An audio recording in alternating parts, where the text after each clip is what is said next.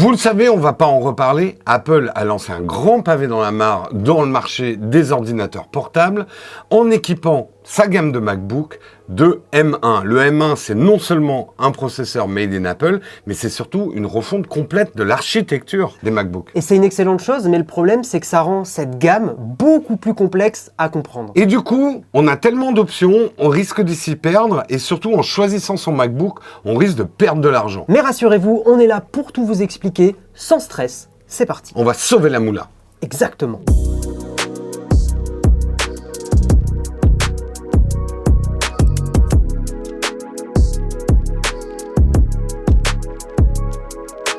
Rapidement, pour que vous compreniez ce guide d'achat, il faut comprendre ce qu'apportent ces nouveaux processeurs M1. Avant les M1, les MacBooks étaient d'excellentes machines pour le trackpad, pour macOS et plein d'autres choses, mais ces machines avaient de gros défauts, notamment le bruit, la chauffe, le manque d'autonomie. Donc en gros, on bourrait ces ordis de puissance, mais ils ne savaient pas la contrôler. Et c'est là que Apple a pris une décision radicale. On peut même parler d'une vraie révolution dans l'informatique Apple. Ils ont décidé de concevoir et de produire leur propre processeur, le fameux M1. Ce qu'il faut bien comprendre sur le M1, c'est que ils sont puissants, certes, mais c'est surtout, ils sont puissants en consommant peu, en chauffant peu. Et c'est ça la vraie nouveauté. Et en plus, là où Apple a réussi un vrai tour de force, c'est que souvent, ces changements de génération entraînent des gros problèmes de compatibilité.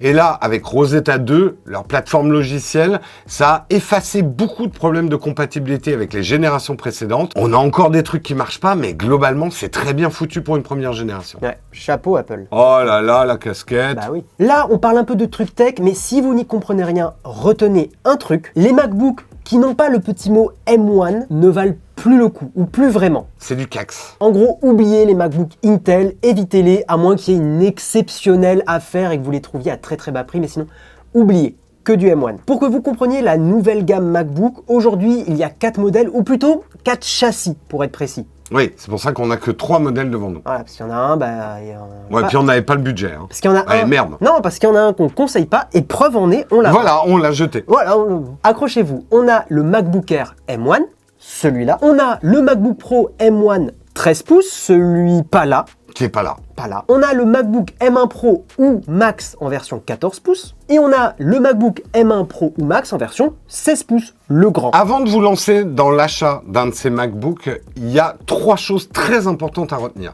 La première, c'est que ce ne sont pas du tout des machines évolutives. Que ça soit la RAM, le disque dur, vous pourrez rien changer. Dans 5 ans, quand vous l'utiliserez encore, ça sera les mêmes composants à l'intérieur. Et ça, j'avoue que ça nous fatigue un peu. Si Apple pouvait changer ça un jour, ça serait cool. Autre point important à comprendre, tous ces MacBook M1 ont en fait le même processeur. Le M1, c'est un seul truc unique. Par contre, la différence dans la gamme, c'est la puissance graphique, ce qu'on appelle aussi le GPU. Et autres petites améliorations en interne, mais pour que la vidéo soit digeste, on rentre pas dans de la technique complexe. Bref, plus d'argent égale plus de puissance graphique dans votre décision d'achat. Et ça signifie que si vous faites des tâches légères, du surf web, du montage, un peu de compta, un peu de divertissement... Même du montage un peu lourd. Hein. Ouais, même du montage un peu lourd, bah le M1 de base va suffire, on en reparle après. Dernier point important, vu que Apple a abandonné les processeurs Intel, ces MacBooks ne sont pas du tout compatibles nativement avec Windows. Vous ne pourrez pas faire un bootcamp, un reboot avec un vrai Windows dessus. Vous pourrez éventuellement accéder à du Windows avec une VM, mais c'est un autre problème. Et tout ne fonctionne pas parfaitement. Comprenez bien pourquoi on fait cette vidéo. Notre but, c'est que vous économisiez de l'argent, c'est que vous évitiez d'en gâcher. Je peux mimer ce que tu dis, c'est drôle. Parce que oui, on peut faire péter le compte en banque quand on achète du Apple, mais globalement, on vous le dit, et on a les machines, vous allez probablement dépenser de l'argent inutilement. On a donc organisé ce guide d'achat par tranche de budget. Il nous a semblé que c'était le plus pertinent pour que la vidéo soit claire et digeste. Et évidemment, si un de ces Macs vous intéresse, tous les liens sont en description. Si vous les prenez, ça aide la chaîne. Et avant de commencer, on voudrait répondre à une question qu'on est sûr d'avoir dans les commentaires. Est-ce que ces MacBook M1 sont bons pour le gaming? C'est une question qui n'est pas si simple que ça. On a besoin d'un petit peu de temps pour y répondre, donc on va faire une autre vidéo sur le sujet très bientôt. Donc restez bien abonnés à la chaîne ou abonnez-vous à la chaîne pour pas la rater cette vidéo.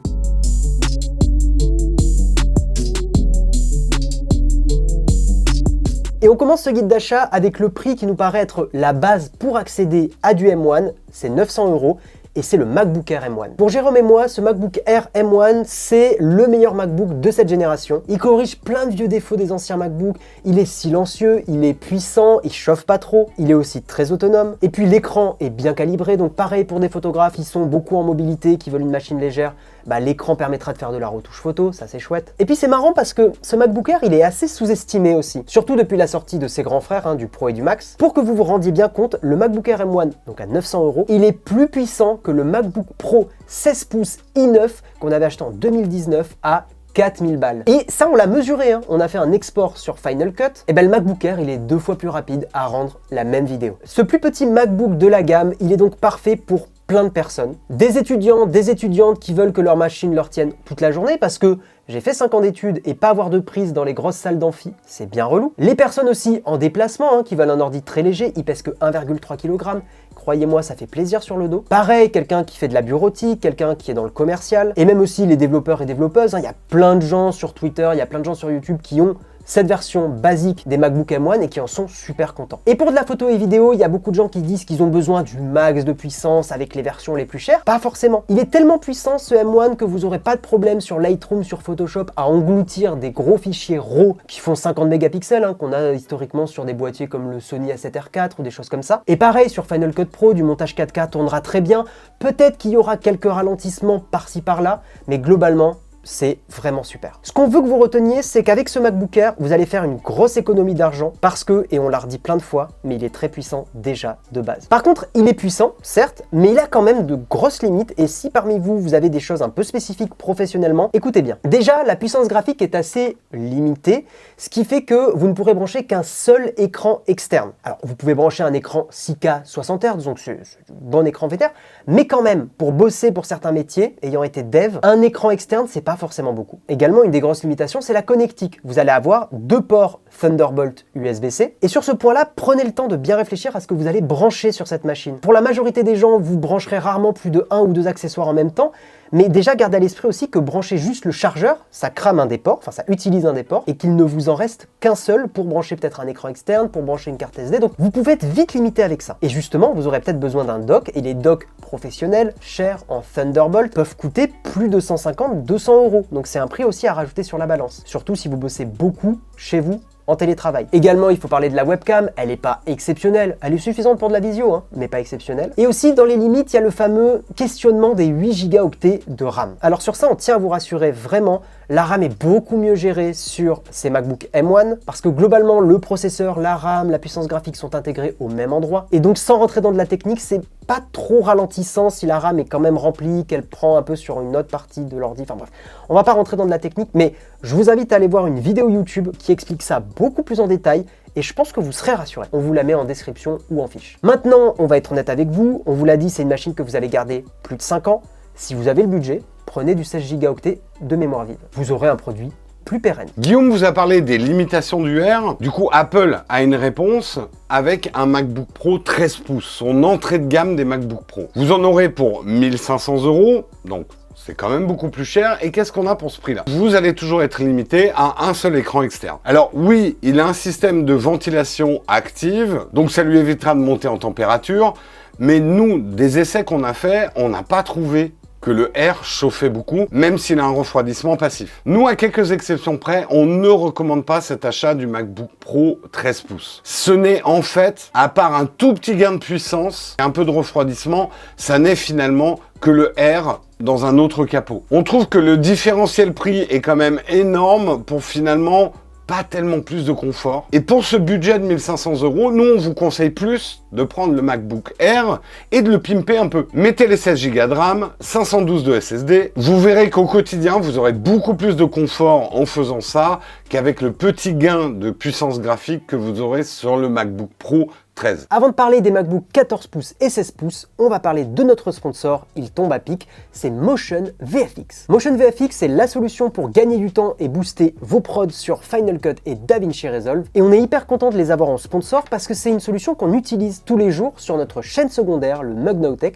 allez vous abonner, on fait une vidéo par jour. Motion VFX nous permet d'ajouter des animations pour les réseaux sociaux sur ces vidéos, et ceci en quelques secondes. Alors comment ça fonctionne? En fait c'est très simple, vous allez sur le site de Motion VFX, vous choisissez vos plugins, vos templates en fonction de vos besoins. Par exemple, si vous êtes youtubeur, vous avez un plugin qui s'appelle MTuber 3 qui permet de rajouter plein d'animations, mais notamment les classiques animations, s'abonner, laissez un like. Si vous êtes une personne qui propose des cours, des formations, des tutos sur internet, vous allez avoir un plugin qui s'appelle MTutorial, qui pareil va vous offrir de nombreux outils vidéo pour vos productions. Je vous laisse découvrir le site, il est en description, parce que peu importe votre métier, vous aurez quelque chose qui vous correspondra. Après avoir fait vos choix, l'installation elle est très rapide sur vos MacBooks ou sur vos Mac, et les plugins vont s'intégrer automatiquement à Final Cut Pro, donc il n'y a rien à faire, pas de manip, pas de trucs à copier bizarre. Tous ces outils proposés par Motion VFX sont préparés en interne par leurs équipes de motion designers et sont, pour la grande majorité, compatibles M1. Et Apple a même adoubé l'entreprise en les intégrant dans une keynote, c'est plutôt classe. Bref, on remercie une nouvelle fois Motion VFX de nous avoir permis de produire cette vidéo en toute indépendance,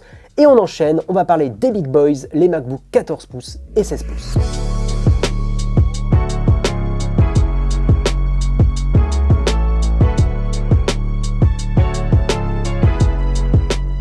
Maintenant, on passe à l'artillerie lourde, ce que Apple a sorti cette année. Je veux bien sûr parler des M1 Pro et des M1 Max. Alors, déjà, il y a une confusion possible. Il faut bien comprendre qu'il y a un des M1 qui s'appelle le M1 Pro, mais l'ensemble de cette nouvelle gamme, c'est des MacBook Pro. Donc ça peut donner pro du pro, quoi. Donc là, on va parler des MacBook Pro 14 pouces et 16 pouces qui peuvent être équipés du M1 Pro ou du M1 Max. Du coup, là, on franchit un vrai palier en niveau de budget puisqu'on est à 2300 € et c'est le MacBook M1 Pro 14 pouces. Qu'est-ce qu'on a par rapport au Air pour ce prix-là? On a un meilleur écran, on a du ProMotion, on a du mini LED, on a du HDR. Regardez quand même la différence d'écran entre le MacBook Air et celui-ci, il y a une nette différence. Et au niveau de la connectique, Apple a complètement revu sa copie. On a beaucoup plus de connectique que les anciennes générations de MacBook et même que le MacBook Air. Du SD UHS 2, ça les pros de l'image vont aimer, même si on aurait préféré la nouvelle norme. Du MagSafe, alors c'est pas le MagSafe des iPhones, mais ça vous évitera de vous prendre les pieds dans le fil et de tout envoyer valdinguer. Le HDMI, et ça les pros sont contents, on aurait préféré avoir du HDMI 2.1, mais c'est déjà pas mal qu'on ait un vrai port HDMI. Et même la prise jack, celle qu'on oublie sur tous les smartphones, elle a été améliorée, puisqu'on a une meilleure impédance qui permet de l'utiliser avec certains casques haut de gamme. Et surtout, comme le disait Guillaume tout à l'heure, on va avoir des meilleures performances graphiques. Le GPU est augmenté. On a également de meilleurs haut-parleurs, donc un bien meilleur son pour consulter du contenu. On est de base avec 16 Go de RAM et 512 de SSD. Alors oui, c'est une grosse différence de budget entre 900 et 2300 €, mais là, on en a un peu quand même pour son argent. Pour nous, avec Guillaume, on juge que ce 14 pouces, avec le processeur M1 Pro, est le meilleur rapport puissance-mobilité de l'ensemble de la gamme. Alors bien sûr, on peut faire péter le budget. Allons au-dessus des 2300 €. Là, on rentre dans quelque chose de beaucoup plus compliqué.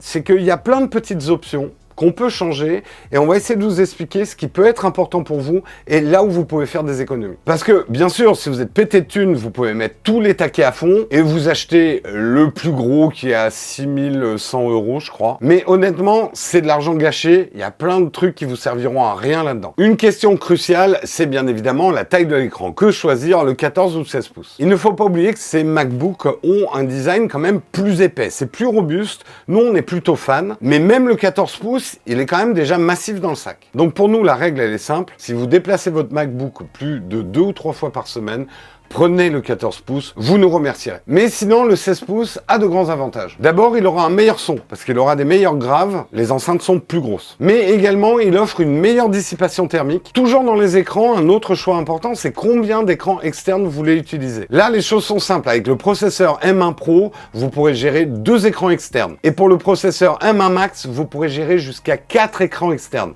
Pas exactement les mêmes résolutions, on vous écrit tout ça. Au-delà de la technique, parlons un peu des usages. Si vous faites de la photo, ce qu'on vous recommande de privilégier, c'est le SSD, le stockage. Pourquoi? Parce que le M1 de base, même le MacBook Air, est déjà capable d'engloutir du fichier RAW en 50 mégapixels, donc investissez plutôt votre argent dans le stockage. Restez sur le M1 Pro, mettez 16 ou 32 gigaoctets de RAM, et pour le SSD, 1 ou 2 Tera, c'est vraiment l'idéal. Si vous êtes développeur ou développeuse, privilégiez vraiment la RAM et le stockage. Vous risquez de faire beaucoup de machines virtuelles, par exemple lancer une machine virtuelle iOS ou lancer une machine virtuelle Android, du Linux aussi, des conteneurs Docker, donc plein de choses comme ça qui bouffent pas mal de RAM et de stockage. Niveau processeur, à mon avis, vous n'avez pas besoin de dépasser le M1 Pro parce que ce que vous allez gagner avec le M1 Max, c'est de la puissance graphique, mais vous en aurez pas trop besoin, sauf si vous faites du développement de jeux vidéo, mais ça c'est presque une catégorie à part. Niveau RAM, partez sur 32 Go, je vois pas trop l'utilité de partir sur 64 Go, à moins que vous fassiez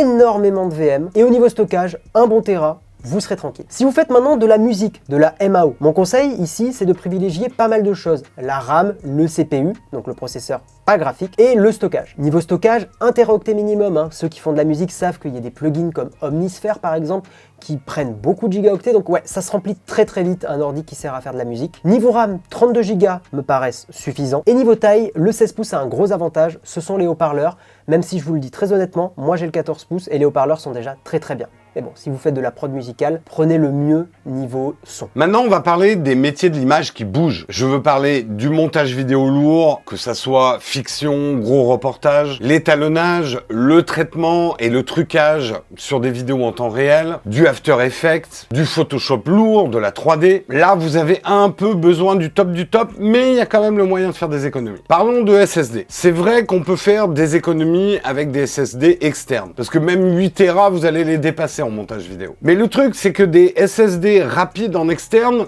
ça vaut assez cher. Pas aussi cher que le SSD d'Apple, on est d'accord. Et le truc, c'est que c'est quand même moins rapide que les SSD internes. Donc j'ai tendance à dire, si vous travaillez sur des gros projets très très lourds, 2 Tera, c'est pas forcément un luxe. Après, monter jusqu'au 8 Tera disponible en option, je trouve ça complètement overkill. Au niveau du processeur, on est sur le max. 24 cœurs ou 32. 32, c'est beaucoup pour aujourd'hui, mais à ce niveau-là d'investissement, vous investissez dans un ordinateur pour 5-7 ans à venir. Donc ça peut être un choix hein, de mettre tout au taquet. Au niveau de la RAM, c'est pareil. 32, à mon avis, sont largement suffisants pour faire plein de choses avec plein de calques, plein de filtres, plein de trucs. 64 rendra votre achat plus pérenne, mais aussi plus cher. Et là, pour le coup, on reste sur le 16 pouces pour avoir la meilleure dissipation thermique possible. Et même si c'est encore anecdotique, il y a un mode turbo qui est exclusif au 16 pouces. Pour l'instant, ça fait pas gagner grand-chose, mais on ne sait pas ce que ça nous réserve.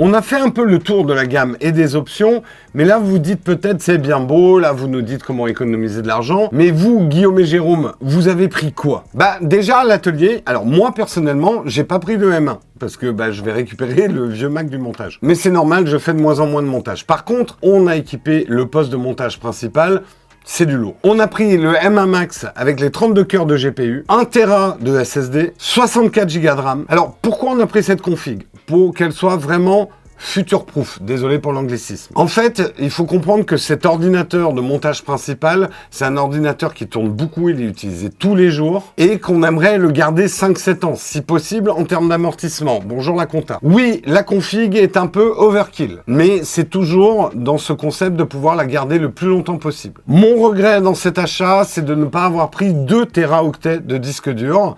On aurait reçu le Mac beaucoup trop tard, mais je pense qu'on va être un peu serré avec ce 1 Teraoctet, même si on travaille beaucoup sur des disques externes. Alors moi j'ai pris le M1 Pro de base avec 512 Go de SSD et 32 Go de RAM. J'ai un petit peu boosté la RAM, hein, comme je vous l'ai dit, pour que ça soit plus pérenne. Et moi j'ai pris la version de base parce que j'ai pas besoin d'autant de puissance. En fait, niveau puissance, pour ce que je fais, un MacBook Air m'aurait suffi. Alors mon envie pour cet achat, c'était que je voulais vraiment un meilleur écran pour la retouche photo. C'est vrai que les meilleurs contrastes, le HDR, c'est quand même intéressant quand tu travailles sur des zones sombres. Je voulais aussi, et ça, le Covid, le télétravail, avoir un bon ordi pour faire du montage en déporté de Nowtech. La connectique, ça j'avoue, ça a été un point crucial pour moi. Et le port SD, qui n'empêche est revenu, mais tu vas faire un shooting photo à l'autre bout de la France. T'es bien content, t'as oublié ton dongle et tout ça. Non, c'est bon, ça marche. Tu dis un dongle, toi. Moi je dis un dongle. Un dongle. Dites-nous dans les commentaires ce que vous dites. Dongle ou dongle, le combat est lancé. Je voulais aussi bien sûr une machine pérenne, hein, qui me dure dans le temps, et un ordi assez portable parce que tu le vois bien, je le bouge tous les jours, hein, je le ramène chez moi, je le ramène à Nowtech.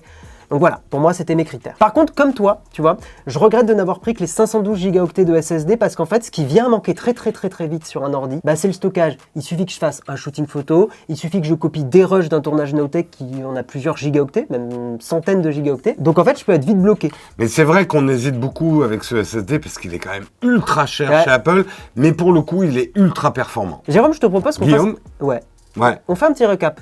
récap. Ouais, hein, de ce qu'il faut retenir. On va pas dire que les Mac qui ont des processeurs Intel dedans sont vraiment à mettre à la poubelle, mais ils ont pris une sacrée claque. N'investissez pas dans un Mac Intel. Autre truc à retenir, ne sous-estimez pas le M1 de base. On vous l'a dit, hein, l'architecture M1, M1 Pro, M1 Max, en fait, à la base, c'est la même chose. C'est d'ailleurs pour ça que ça s'appelle M1 dans tous les cas. Et la conclusion de ça, c'est que le MacBook Air, pour, de notre avis, 80% des gens, sera complètement suffisant. Et qu'on le répète, entre 900 € et 2300 €, ça fait quand même une sacrée économie. Une question qu'on va nous poser, c'est est-ce qu'il faut attendre le M2 ?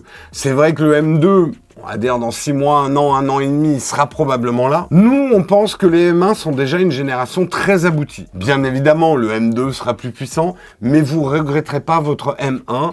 Ne vous laissez pas avoir par les sirènes du marketing. Le M1 est très bien. Le M1 Pro et le M1 Max, c'est bien pour certains corps de métier, mais dans 5 ans, vous serez encore content avec un M1. On vous l'a dit en introduction, on va faire une vidéo sur la partie gaming de ces MacBook M1, donc abonnez-vous. Hein. Ouais, parce qu'il y a beaucoup de choses à dire. C'est Ouais. une question plus complexe qu'il n'en a l'air. C'est assez intéressant Ouais. d'étudier ça. Et en tout cas, on vous donne rendez-vous très bientôt dans une prochaine vidéo. Ciao.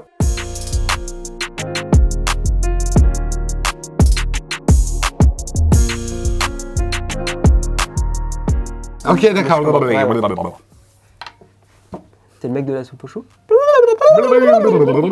un vieil rêve que j'ai. Ouais, vieille ref. C'était nul. Moi, j'ai Il est beaucoup aimé. claqué ce film. Mais c'est bien. Vas-y. Non, mais moi, à mon époque, quand il est sorti, tu vois, je rêvais de Star Wars. Je vois un film de SF français, La soupe aux choux. Oui, bon, je comprends. La déception d'enfant, Je tu vois. comprends. On m'avait amené voir La soupe aux choux, je pensais voir Luke Skywalker, quoi. Ah non, là, t'as eu Luke Skywalker. Ouais. Oh, joli. Oh, tanana, batata, batata, patata, patata. Et celui-là, tu le vois Patreon.com/Naotech. Patreon.com/Naotech, on n'a pas le droit de le dire fort.